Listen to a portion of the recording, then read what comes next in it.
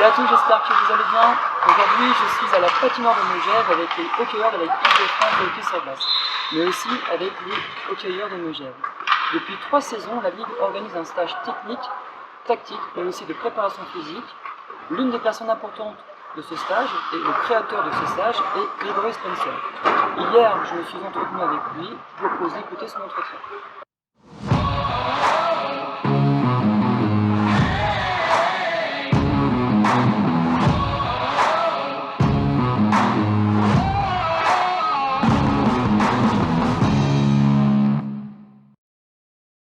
Bonjour, je m'appelle Grégory Spencer, j'ai 39 ans.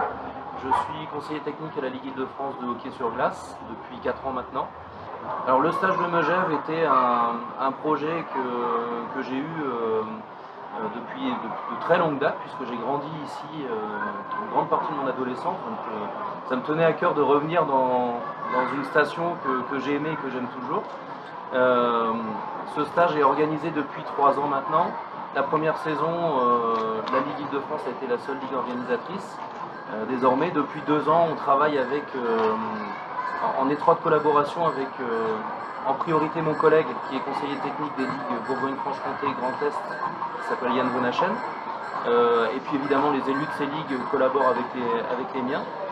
Donc depuis 2 ans, on a des licenciés aussi bien franciliens qu'originaires des ligues Bourgogne-Franche-Comté et Grand Est, ce qui nous permet d'avoir un volume de joueurs plus intéressant, d'amener de la variété aussi par rapport au profil qu'on peut voir dans la formation des différents clubs. Et c'est ce qui apporte beaucoup d'intérêt pour nous. Et du coup aussi, on va chercher des entraîneurs qui sont disponibles l'été pour nous aider à encadrer ce stage. Et là encore, on a quand même pas mal de clubs qui sont représentés dans l'encadrement, ce qui est une grande richesse et qui permet beaucoup d'échanger entre nous et du coup d'être plus fin pour l'apprentissage des enfants. Alors, comme je l'ai évoqué juste avant, c'est un stage qui est préparé d'un point de vue technique à 2. Donc mon collègue Yann et moi-même.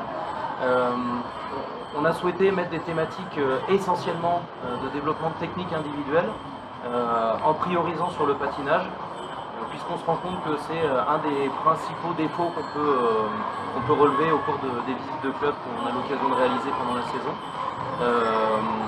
Et puis c'est d'une manière générale une thématique au niveau national qui ressort comme pouvant être une faiblesse par rapport à d'autres nations. Donc on a ciblé là-dessus, et puis pour aussi ne pas rester dans des séquences purement analytiques, on amène le geste technique dans des thématiques de tactique individuelle, qui permet aussi aux enfants de replacer le geste dans un contexte d'opposition, mais seulement sur des oppositions faibles, sur des 2 contre 1, maximum des 2 contre 2, on ne va jamais au-delà, en tout cas sur le stage. L'idée étant de replacer les séquences techniques qu'on vient de voir juste avant dans un contexte.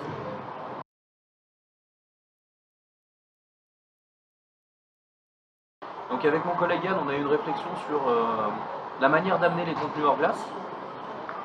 Ces contenus hors glace, on a tous les deux la conviction que c'est une affaire d'experts et que évidemment nous on est capable d'amener certains éléments, mais qui n'iraient pas au bout des détails qu'on souhaiterait apporter. Donc on a fait appel à Jérôme Delegue, qui est un ami de longue date, et qui est une entreprise spécialisée dans la préparation physique, qui travaille également en centre médical, et qui nous a amené aussi cette approche de longévité de nos sportifs, puisque nous on était focalisés sur les gestes techniques sur la glace. Jérôme a permis de nous amener une réflexion sur la manière dont les gestes techniques pouvaient aussi être abordés, améliorés via du travail hors glace, ce qui nous permet de gagner du temps sur tout ce qu'on fait sur la glace après. Et Dieu sait que les créneaux de glace sont précieux, donc tout ce qu'on peut faire en dehors de la glace, il est vrai qu'on est bien content de pouvoir gagner du temps sur tout ça. Et puis également, il y a un gros travail sur l'apprentissage des qualités physiques qui sont attendues pour un hockeyeur, comme que l'explosivité, la résistance lactique, etc. On a clairement des joueurs sur le stage qui n'ont jamais abordé ces qualités-là hors de la glace. voire même qui sont plutôt sédentaires en dehors de leur activité de hockeyeur. Du coup, pour nous, c'est très intéressant puisque, comme j'ai dit tout à l'heure, le groupe performance a 2 créneaux par jour de hors-glace et le groupe développement en a un. De ce fait-là, on peut réguler aussi la fatigue de nos joueurs entre les séances avec une forte implication physique et puis celles qui sont plutôt basées sur la prévention de blessures. On voit déjà en une semaine quelques évolutions, notamment dans le placement des pieds, des genoux, des hanches de certains joueurs. Alors il faudrait évidemment que ce travail-là soit fait au quotidien sur du moyen et du long terme.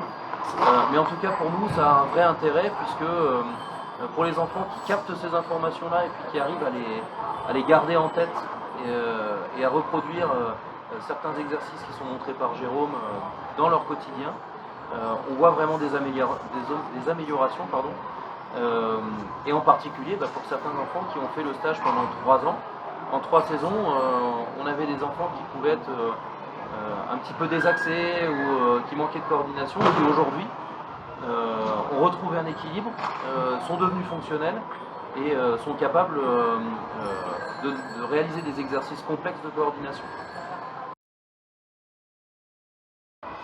Alors dans les projets à venir, il y a la pérennisation de ce stage. C'est un stage qui a maintenant bonne presse. D'année en année, on a des demandes d'inscription de plus en plus précoces et on arrive à notre plafond de nombre de licenciés qu'on peut accueillir.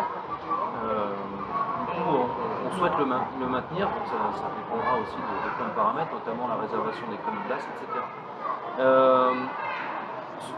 Ce stage et puis d'autres actions ont mis en avant la nécessité qu'il y avait à réaliser des formations continues pour les entraîneurs. Donc ça, à mon sens, c'est la priorité.